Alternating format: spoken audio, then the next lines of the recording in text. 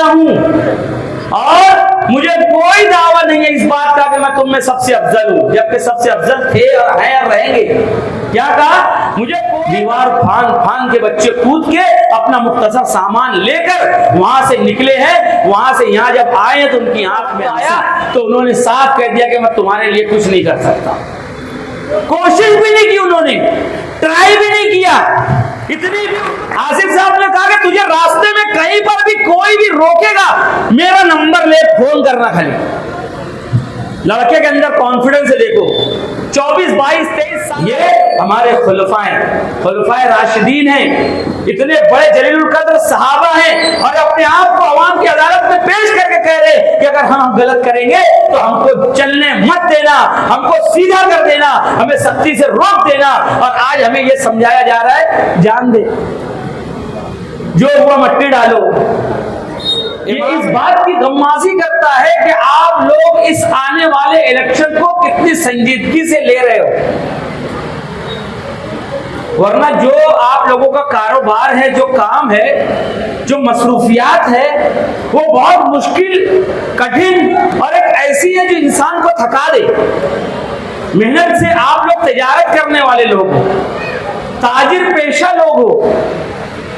किसी ने कहा था कि अगर जन्नत में कोई कारोबार होता तो वो कपड़े का कारोबार होता, जन्नत में अगर कोई कारोबार होता तो वो चादरों का कारोबार होता।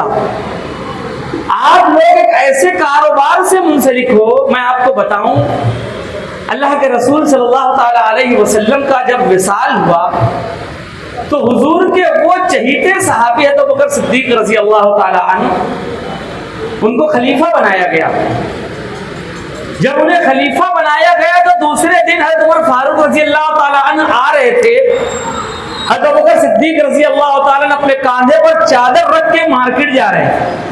खलीफा, वक्त का खलीफा, वक्त का हाकिम, वक्त का बादशाह, हुजूर के बाद जिन्हें खिलाफत अता की गई, इतनी ऊंची शख्सियत जो गार सौर में 3 दिन अल्लाह के रसूल सल्लल्लाहु ताला अलैहि वसल्लम के साथ कयाम पजीर रहे। तो अल्लाह के रसूल सल्लल्लाहु अलैहि वसल्लम ने कहा कि अबू बकर, तुम्हारी ये 3 दिन की नेकी सारी उम्मत की तमाम नेकियों के ऊपर भारी है। एक ऐसे शख्स जब तक वो जन्नत में नहीं दाखिल होंगे, सारी दुनिया के इंसानों के ऊपर जन्नत हराम है अगर अबू बकर सिद्दीक रज़ी अल्लाह ताला जन्नत में जब तक दाखिल नहीं होंगे। एक ऐसे कहना चाहिए कि अजीमुल मर्तबत सहाबी जिन्हें कल खिलाफत मिली है, आज वो अपने कांधे पे चादर रख के जा रहे हैं बाजार बेचने के लिए, कपड़ा रख के अपने कांधे पे जा रहे हैं बाजार बेचने के लिए। उमर फारूक रज़ी अल्लाह ने रास्ते में रोक लिया, अमीरुल मोमिनीन कहाँ जा रहे हो? मैंने कहा कि मेरे पीछे मेरे बाल बच्चों की भी जिम्मेदारी है। उमर फारूक, मैं अपने बाल बच्चों की जिम्मेदारी अदा करने के लिए जा रहा हूं। अमीरुल मोमिनीन, अगर आप कारोबार में इस तरीके से लग गए तो उम्मत का काम कौन करेगा? उम्मत का क्या होगा? फिर उसके बाद उन्हें वापस लाए उमर फारूक रज़ी अल्लाह ताला अन्हु, चादर को रखवाया और बैतुल माल से उनका वजीफा जारी किया कि बैतुल माल से आपको वजीफा दिया जाएगा, आप वजीफा लीजिए और अपना कारोबार मौकूफ कीजिए और उम्मत के खिलाफत के काम में लगिए। मालूम क्या हुआ कि अबू बकर सिद्दीक रज़ी अल्लाह अन्हु का कारोबार क्या था? आप लोग मामूली नहीं हो, आप लोगों की निस्बत मामूली नहीं है। मैं देखता हूं फजर की नमाज के बाद अगर हम औरंगाबाद जा रहे हैं तो आप में से कोई साथी अपनी हांडे पे पीछे चादर लपेट के 7 बजे हाईवे पे मिलता है। बराबर है भाई? अगर हम बॉम्बे की तरफ जा रहे हैं, फजर की नमाज के बाद निकलेंगे तो कोई ना कोई साथी कोई ना कोई बाजार करने के लिए अपने पीछे कपड़ा रख के लेके हांडे पे जाता रहेगा। ये बहुत ऊंची निस्बत वाले लोगों से मैं गुफ्तगू कर रहा हूं, एक ऐसी निस्बत जो कारोबार तिजारत अल्लाह के रसूल सल्लल्लाहु ताला अलैहि वसल्लम ने भी जिस कारोबार को किया है। खदीजतुल कुबरा रज़ी अल्लाह ताला अन्हा का माल लेके अल्लाह के रसूल सल्लल्लाहु ताला अलैहि वसल्लम शाम, मुल्क शाम का सफर किया उन्होंने कई मरतबा। आप लोग तजारत करते हो, कोई कर्नाटक जाता है, कोई उड़ीसा जाता है, कोई बॉम्बे जाता है, कोई जलगांव जाता है। हमारे एक साथी इधर जलगांव के पास का रहने वाला है, पगड़ी मोमिन शायर है, वो घोटी के पास मैं गया हूं। घोटी के पास अंदर एक गांव है, गांव में छोटा सा मिट्टी का मकान किराए से लेके साल भर वहां से चादर, सूटर, मफलर और तकसीर बेचता है। पूरे हिंदू भाइयों में, पहाड़ी इलाकों में हांडा लेके हमारा वो साथी चलता रहता है और वहीं पे साल भर सूटर, चादर, मफलर बेचता है। मैंने कहा रफीक भाई यार आप इतना मुश्किल कारोबार करते हो। बोले मेरे बाप दादा का यही कारोबार है हाफिज साहब, मेरे बाप दादा से ये कारोबार चला आ रहा है। उनकी ससुराल मालेगांव की है, हमारे दोस्त जो है रफीक आलम साहब। तो ये इतनी मेहनत का कारोबार करने वाले आप लोग हो और आप लोग पगड़ी मोमिन हो। जो लोग कोई जमाने में पगड़ी चलती थी, हाथ मार चलता था, हमारे बाप दादा बुजुर्ग हाथ मार पर पगड़ी तैयार किया करते थे, बुनकर थे, लोगों का तन ढांपने का काम करते थे। सबसे ज्यादा एजाज और इकराम की जो चीज होती है वो पगड़ी होती है, दस्तार होती है। किसी शायर ने कहा था कि खून से बढ़कर कीमत है इन धागों की, खून से बढ़कर कीमत है इन धागों की, सर प्यारा सर से प्यारी है दस्तार मुझे। तो पगड़ी बनाने वाले लोग हो, आप लोगों को सलाम है। आप ऐसे लोगों की औलाद में हो जिन्होंने सबसे ज्यादा बाइज़े इकराम पगड़ी को बनाया है और मुसलमानों के सरे पर बाइजाज उसको सजाया और संवारा है। जिम्मेदारी मामूली नहीं है, जिम्मेदारी बहुत बड़ी है। हालात अच्छे नहीं है, पूरे मुल्क के हालात आप लोग देख लीजिए, हर तरफ मुसलमानों को निशाना बनाया जा रहा है, हर जगह खास तौर से कमजोर लोगों को निशाना बनाया जा रहा है। अभी आप लोग जाते हो, कारोबार करते हो, हिंदू भाइयों के दरमियान जाते हो, अच्छे लोग भी मिलते हैं, बुरे लोग भी मिलते हैं, टेढ़ी नजर से देखने वाले लोग भी मिलते हैं, मोहब्बत से पानी पिलाने वाले लोग भी मिलते हैं। हर कौम, हर माशरे और हर मजहब के मानने वालों के अंदर मुख्तलिफ तबके होते हैं। कई अच्छे लोग भी होते हैं, कई शरपसंद भी होते हैं। आसिफ साहब ने पिछले कई सालों पहले ये कोशिश की थी कि यार तुम लोग, और जब पिछले इलेक्शन हुआ तो आसिफ साहब ने बहुत सारी बातों के साथ ये बात भी पेश की थी अवाम के सामने कि यार ये फिरका परस्त जमात हमारे शहर में आ रही है, अल्लाह ना करे इसका एमएलए मुंतखब हो गया तो हमारे वो साथी जो दूसरे गांव में, देहात में, दूर दराज इलाकों में अकेले तन्हा कारोबार करने के लिए जाते हैं, उनको सताया जाएगा, उनको परेशान किया जाएगा, उनको निशाना बनाया जाएगा, उनके कारोबार में रोड़ा अटकाने की कोशिश की जाएगी। मगर वो सब कुछ वो बातें शहर की आवाम ने ऐसा फैसला किया कि वैसे ही फिरका परस्त जमात का एमएलए पूरे पिछले 5 साल पहले मुंतखब हो गया। तकलीफ आप लोगों को जो 5 साल हुई होगी, आसिफ साहब ने जो कहा है कुछ ना कुछ परसेंट उसके अंदर सच्चाई थी। अभी नाजिम साहब ने कहा कि आप लोगों को कार्ड आसिफ साहब ने बना के दिया। क्यों भाई, मुझसे जो हो सकता है मैं वो तो करूं।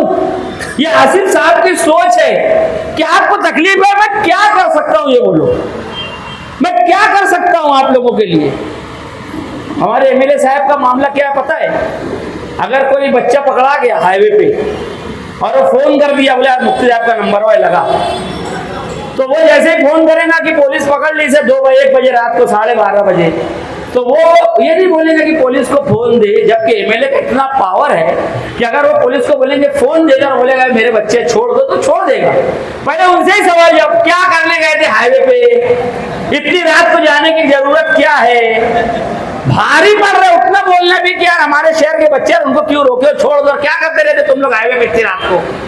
पुलिस वालों को डांटना चाहिए कि हमारा शहर है, रात को बच्चे चलाते हैं, रोजी रोटी करते हैं, थके हारे रहते हैं, नौजवान है, कभी मन चल जाता है हाईवे पे चले जाते हैं, अपने लोगों की साइड खींच के बात करना चाहिए तो अपने लोग को ही डिग्रेड करते हैं। देवबंद से बच्चों ने फोन किया कि साहब लॉकडाउन लग गया है, पूरा देवबंद खाली हो गया है, हम 150 लोग सिर्फ वो बचे हुए हैं, हम लोगों को यहाँ डर लग रहा है, हम लोगों को घबराहट हो रही है, हमारे शहर के हमारे माँ बाप परेशान हैं, किसी तरीके से हमें देवबंद के मदरसे से निकालो, ट्रेनें बंद हो चुकी हैं, हाईवे सील हो चुके हैं, किसी तरीके से हमारा कोई काम करो। तो वो बोल रहे हैं मेरे साहब जो 5 साल देवबंद बता के जिन्होंने 5 साल निकाला है, सिर्फ वो देवबंद बताते हैं, देवबंद जा रहा हूँ, देवबंद जा रहा हूँ।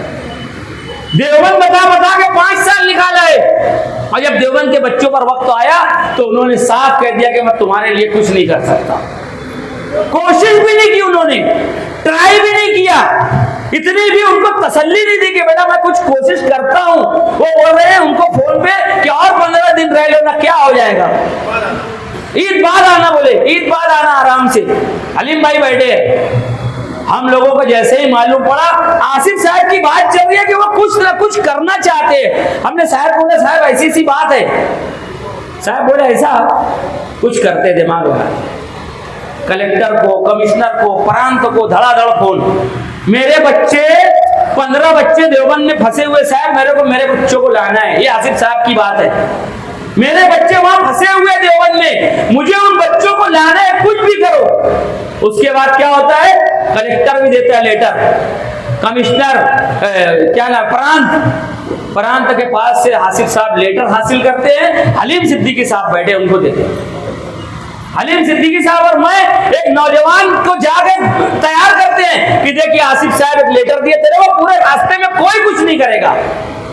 वो नौजवान देखता है कि एकदम लेटर 1 नंबर, सिक्का उक्का लगा हुआ है। नौजवान भी धात मांगता, ब्रश करता, नहाता, गाड़ी निकालता, लेटर रखता, एडवांस लेता हम लोगों से, कौन, आसिफ साहब दे रहे पैसा, गाड़ी भगा देता है। कितनी 1280 किलोमीटर दूर, कहां 1280 किलोमीटर दूर मालेगांव का एक नौजवान जिसे कोई नहीं जानता, वो भी कुछ करना चाहता है अपने शहर के नौजवानों के लिए। देखो उसके अंदर भी जज्बा है, मगर एमएलए नहीं कुछ करना चाहता।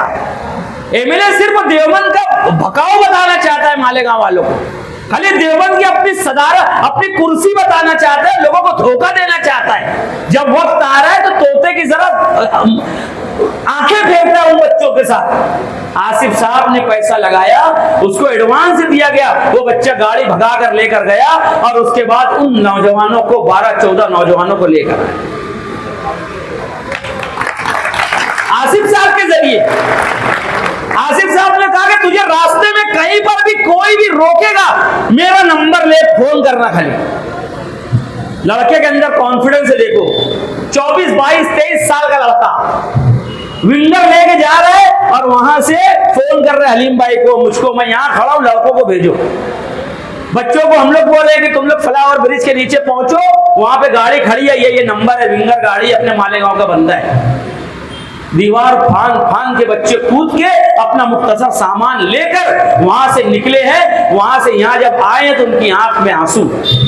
आसिफ साहब का शुक्रिया अदा किया। तो जब कोई कुछ करना चाहता है, उसके अंदर जज्बा होता है, तो वो कामयाब होता है। आसिफ साहब कुछ करना चाहते हैं। 5 साल आप लोगों को कुछ मिला? अगर किसी को कुछ मिला होगा तो हाथ उठा दे भाई, मैं बैठ जाऊंगा।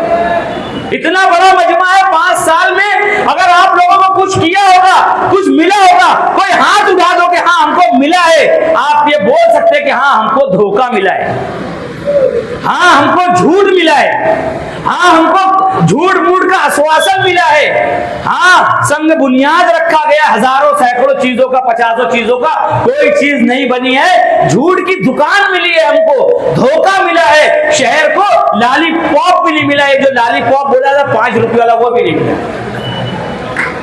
और आसिफ साहब ने क्या किया था, उनके पहले 5 साल में उर्दू घर बनाया। पूरे महाराष्ट्र में ऐसा उर्दू घर नहीं है। फ्लाईओवर ब्रिज लेकर आए, 22 करोड़ रुपया बीजेपी गवर्नमेंट से जाकर, बीजेपी गवर्नमेंट से फंड लाकर बनाया। पहली मर्तबा एमएलए बने, खड़े होकर जमीयत उलमा के खिलाफ जब पाबंदी की बात आई, पूरी असेंबली में भिड़ गए। फिरका परस्तों को अकेले तने तना एक मर्द मुजाहिद अपने ईमान की ताकत में खड़े हुए और बड़े बड़े बीजेपी वालों के दांत खट्टे कर दिए। ये मामूली बात है। यहाँ नीतीश राणे हमको धमकी दे रहा है तो हमारा एमएलए वहां दुम दबा के बैठा है। यहाँ पर अजान की पाबंदी की बात हुई, आसिफ साहब खड़े हो गए और रोलिंग देना पड़ी स्पीकर को कि अजान पर पाबंदी हम नहीं लगाएंगे, हम जमीयत उलमा पे पाबंदी नहीं लगाएंगे। अगर उस दिन आसिफ साहब नहीं खड़े हुए होते तो आज माहौल दूसरा हो जाता। लिख लो आप ये बात। तो जब जिसके अंदर जज्बा होता है उसको आगे बढ़ाया जाता है, जिसके अंदर जो सलाहियत होती है उसको उस कुर्सी पे बिठाया जाता है, जिसके अंदर जो खूबी होती है उस खूबी का इस्तेमाल किया जाता है। यही चीज हमें इस असेंबली इलेक्शन में करना है। यही चीज देखो, बात ऐसी है कि हम सीधे साधे दीनदार, हमारा शहर दीनदार है, जरा सा कुछ होता है तो एक आता है समझदार मुत्तकी परहेजगार और हमारे चार लोगों को बोलता है वो कुछ भी है वो मौलाना है, कुछ भी है वो ईदगाह के इमाम है, जान दे। अरे भाई जान देना, हम लोग उनको खुद बोले कि जान दो मत लाओ, सही है बोले जान दे। अरे जान ना, हम लोग भी बोले भाई मुफ्ती जान दो मत लड़ो।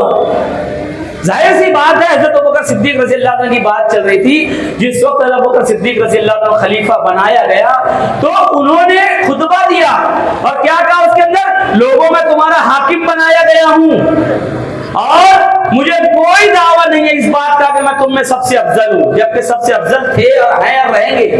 क्या कहा, मुझे कोई दावा नहीं है कि मैं तुम में सबसे अफजल हूं, मैं तुम्हारा हाकिम बनाया गया हूं, मगर अल्लाह के रसूल की इताअत के साथ हुकूमत करूंगा तो तुम लोग मेरी इयानत और मदद करना, और अगर मैं अल्लाह के रसूल की इताअत से निकल जाऊंगा, गलत रास्ते पर चल पड़ूंगा, सख्ती से तुम मुझे पकड़ के रोक लेना और उस वक्त तुम पर मेरी इताअत वाजिब नहीं होगी। क्या कहा, और आज हमारा एमएलए टेढ़ा मेढ़ा चल रहा है, 5 करोड़ रुपया लेके राज्यसभा में एमएलसी में वोट दे रहा है आदमी। जब हम लीडर लोग बोल रहे हैं कि शहर के लिए 25 करोड़ ले लो, फंड ले लो, शहर को आगे ले जाओ, हमको और दे दो, तो वो बीजेपी के तायद करता उम्मीदवार को 5 करोड़ अपने घर के लिए लुंगी में बांध के लेके आ जाते, उसको और दे देते। तो जाहिर सी बात है उनकी इताअत हम पर वाजिब है क्या? आप मुझे जवाब दो। अब कोई भी बड़े से बड़ा समझदार दीनदार आदमी हमें आके बोलने का हक रखता है क्या कि यार जान दो, जो भी होगा मिट्टी डालो? अरे हज़रत अबू बकर सिद्दीक रज़ियल्लाहु अन्हु आपको मना किया है, हज़रत अबू बकर सिद्दीक ने हमें मना किया है कि अगर कोई हाकिम अल्लाह की इताअत से निकल जाएगा, उसके रसूल की नाफरमानी में पड़ जाएगा, गलत रास्ते पर चलने लगेगा, तो उसकी इताअत तुम पर वाजिब नहीं है, उसके पीछे मत चलना, उसको सख्ती से हाथ पकड़ के रोक देना। ये हमें अल्लाह के रसूल सल्लल्लाहु अलैहि वसल्लम सहाबा से सिखाया गया है। उमर फारूक खलीफा बने, कहने लगा कि लोगों अगर मैं कुछ गलत करूंगा तो तुम क्या करोगे? एक साहबी तलवार निकालकर हवा में बुलंद किया, कहा उमर हम तुझे इस तलवार के जरिए से सीधा कर देंगे। क्या कहा? इस तलवार के जरिए से तुझे हम सीधा कर देगा, तू टेढ़ा चलेगा। तो ये हमारे खुलफाए राशिदीन हैं, इतने बड़े जलीलुल कद्र सहाबा हैं और अपने आप को अवाम की अदालत में पेश करके कह रहे कि अगर हम गलत करेंगे तो हमको चलने मत देना, हमको सीधा कर देना, हमें सख्ती से रोक देना। और आज हमें यह समझाया जा रहा है जान दे, जो हुआ मट्टी डालो, इमाम है।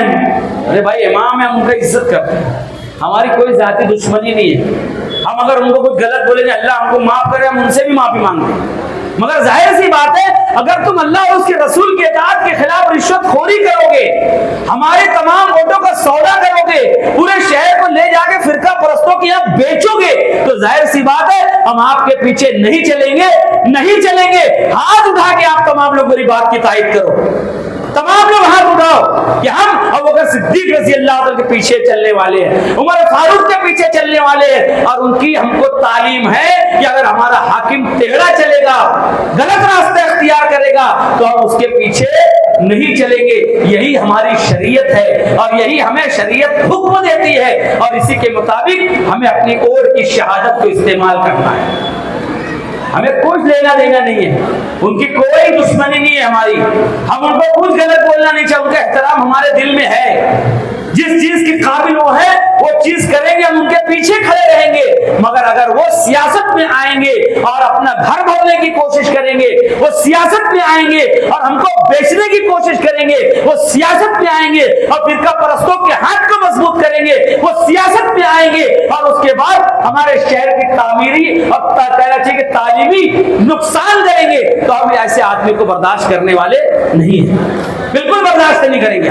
ये हमारा ऐलान है, और आज की इस पब्लिक मोमिन कॉन्फ्रेंस से भी हम इस बात का एलामिया जारी करें कि हम बिल्कुल भी ऐसे शख्स के पीछे चलने वाले नहीं है जो हमारे मफादात का सौदा करता है।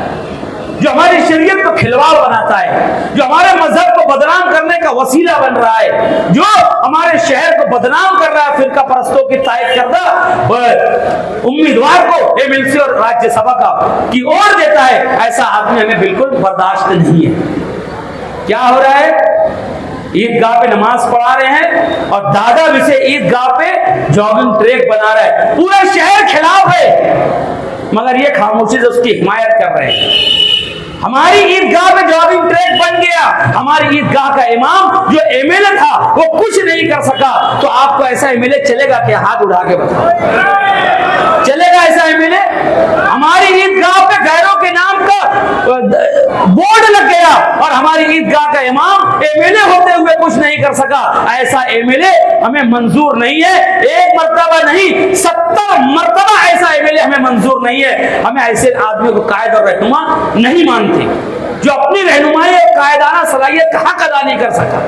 कुछ तो करना था यार, थोड़ी तो कोशिश करनी थी, कुछ तो एहतजाज करना था, कुछ तो सिद्ध के दिल से उस चीज को रोकने की कोशिश करनी थी, मगर नहीं। आसिफ भाई, मुझे तो ये भी डाउट है, आप तहकीक करो कि वो जो ठेकेदार है ईदगाह का, जॉगिंग ट्रैक का, उसने भी कमीशन दिया होगा मौजूदा एमएलए को, अपनी ही ईदगाह का कमीशन हमारे एमएलए ने खा लिया। कितनी अफसोस की बात है। तो दोस्तों, मैं हाथ जोड़ के आप लोगों से गुजारिश कर रहा हूं कि दीन शरीयत हमें हर एतबार से मंजूर है। उलमा किराम की हम कदर करते हैं, एक मुफ्ती का एहतराम करते हैं, मगर नहीं उनके अंदर जो सलाहियत है वो काम करें। हम ऐसे सलाहियतमंद बंदे को वोट देना चाहते हैं असेंबली में, जो हमारे लिए कुछ करना जानता है, जिसने बहुत कुछ किया है और जो बहुत कुछ करना चाहता है। आप सब लोग आसिफ शेख रशीद साहब को इस मर्तबा वोट दे और चुन के लाए। मेरी आप लोगों से इंतहाई दिली गुजारिश है। आज शेख रशीद साहब का इंतकाल हो गया, उन्होंने बहुत कुछ हमारे शहर के लिए किया। शेख रशीद साहब जा चुके हैं, अब आसिफ साहब के सर के ऊपर हाथ रखने वाले आप तमाम लोग हैं। आप तमाम लोग हैं आसिफ साहब के सर पे हाथ रखने वाले। अल्लाह और उसके रसूल के वास्ते मैं आप लोगों को इसलिए दे रहा हूं कि ये आदमी, मैं गवाही दे रहा हूं, यहाँ मौजूद सैकड़ों लोग गवाही देंगे कि यह आदमी के अंदर मुनाफिकत नहीं है, यह आदमी के अंदर खुलूस है, यह मुखलिस है हमारे शहर के लिए।